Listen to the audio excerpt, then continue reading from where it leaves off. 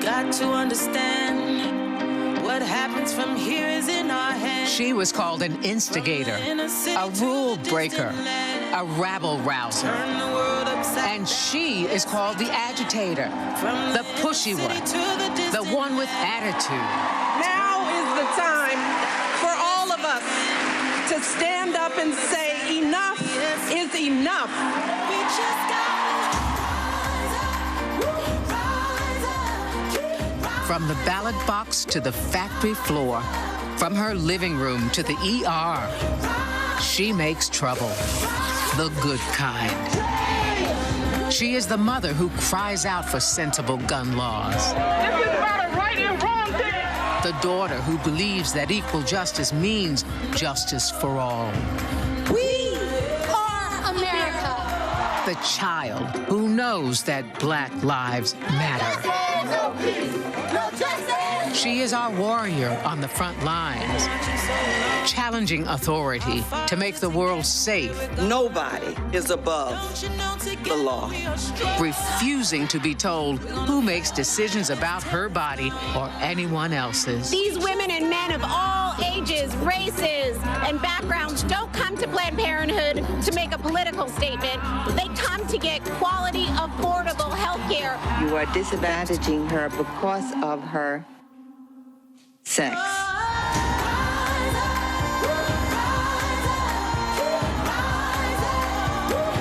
This is the time.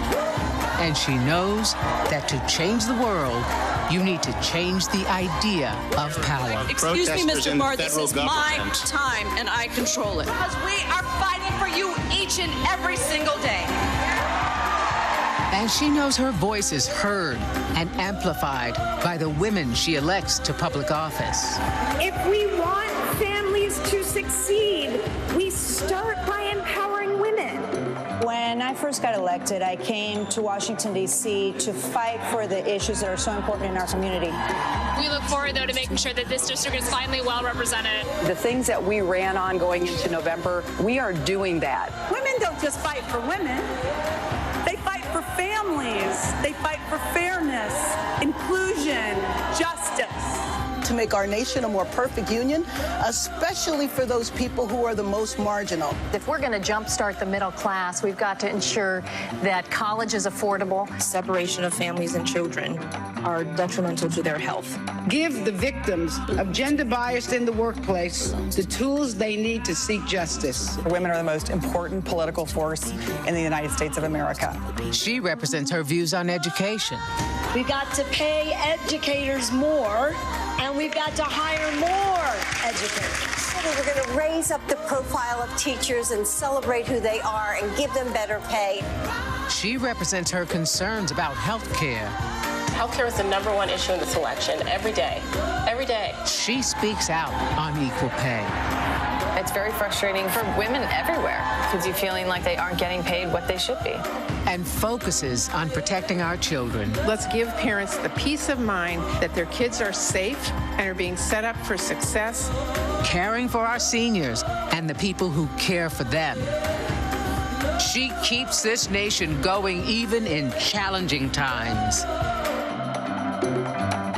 And while running for office is not easy, What's wrong with my running for president of this country? nevertheless, she persists. But we learned a long time ago, you don't get what you don't fight for.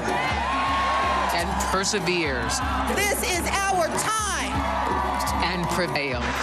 Although we weren't able to shatter that highest, hardest glass ceiling this time, it's got about 18 million cracks in it. A record-breaking number of women ran in the midterms and won. She builds coalitions, and she knows who her allies are. From the fight for health care to authoring the Violence Against Women's Act, to building a society where fairness and equality and opportunity applies to everyone.